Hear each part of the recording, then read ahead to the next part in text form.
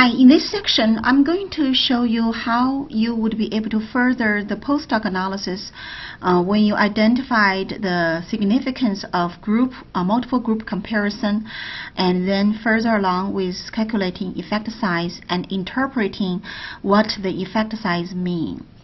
So from the last video, I demonstrated you calculate the differences between the mean of 11th graders to 10th graders to 9th graders to 12th graders. So from the analysis, we identified 6 group comparisons. So these are grade 9 to grade 10, grade 9 to grade 11, grade 9 to grade 12, grade 10 to grade 11, grade 10 to grade 12, and grade 11 to grade 12. So these are the 6 groups of multiple group comparison results.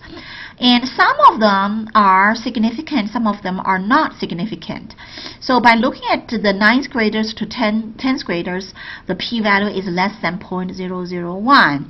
For 9th graders to 11th graders, the p-value is 0.100. So this indicates there is no significant difference between 9th graders and 11th graders on weight. And 9th grade to 12th grade difference is not significant either. And 11th grade to 12th grade difference are not significant. So in that, we only have 3 groups that are significant different in mean weight. So if this is the case, we will need to calculate the pairs or the groups that are significantly different from one another to determine exactly how that difference look like and how to interpret that difference. So that's where you need to calculate the last step to calculate the effect sizes for the groups that are significant with p-value less than 0.05 in the multiple group comparison. So we have 3 groups.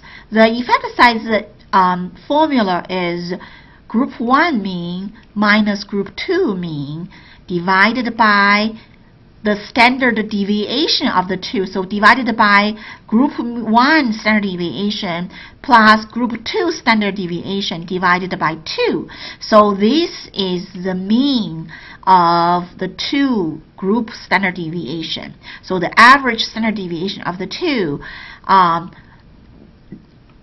dividing the mean of the 2 group differences. So in this case, let's use the grade 9 to grade 10 as an example. So here I put the effect size of multiple group comparison for 9th graders and 10th graders would be grade 9 mean minus grade 2 mean, the mean differences of the 2 groups, divided by the standard deviation of 9th grade and 10th grade by 2, because that's the average standard deviation of 9th graders and 10th graders. So if we change that into numbers, this would be 9th grade mean, this would be 12th grade mean, and this will be 9th grade standard deviation, this will be 10th grade standard deviation. 10th grade standard deviation is 0. Where do I get this number? I remember we calculate the differences, the descriptive statistics here.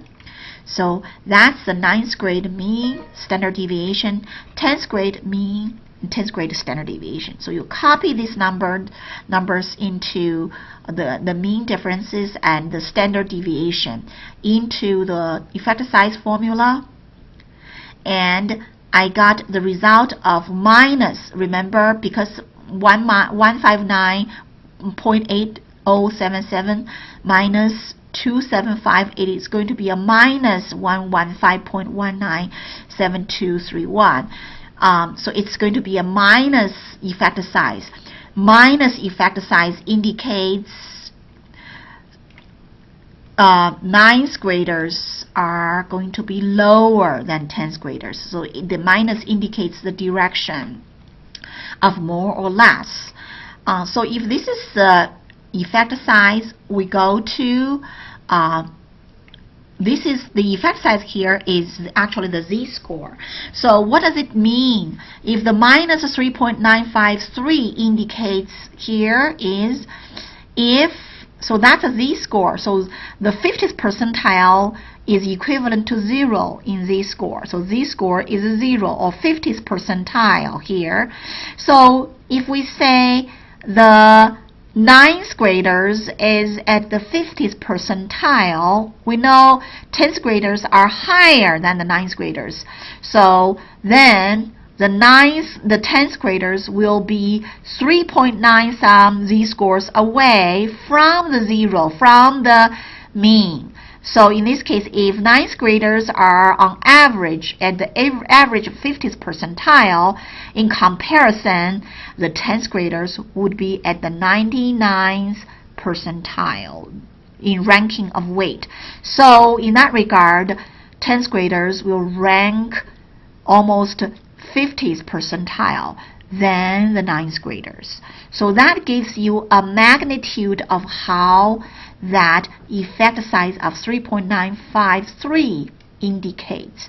In another word, it means the differences between 9th graders and 10th graders are more than 3 z-scores away, or more than 3, almost 4 z-scores away, or 4 standard deviation away from one another. The difference is almost 50%. So that's how you interpret this.